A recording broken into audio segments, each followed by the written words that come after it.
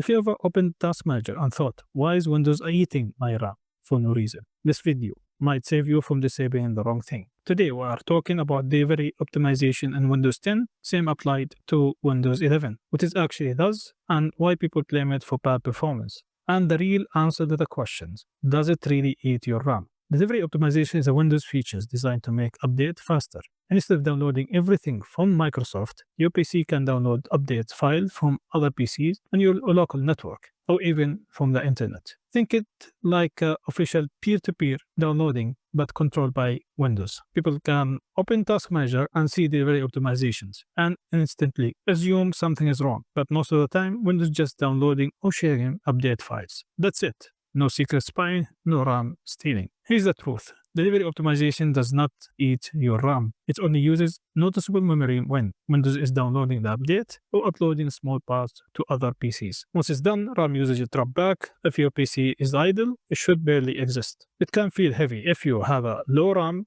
or slow storage or Windows updating in the background while you're actually working. That's not a bug, it's just a bad timing. The first option you can limit, which is recommended, go to Settings, Update Securities, Delivery Optimization, Advanced Options.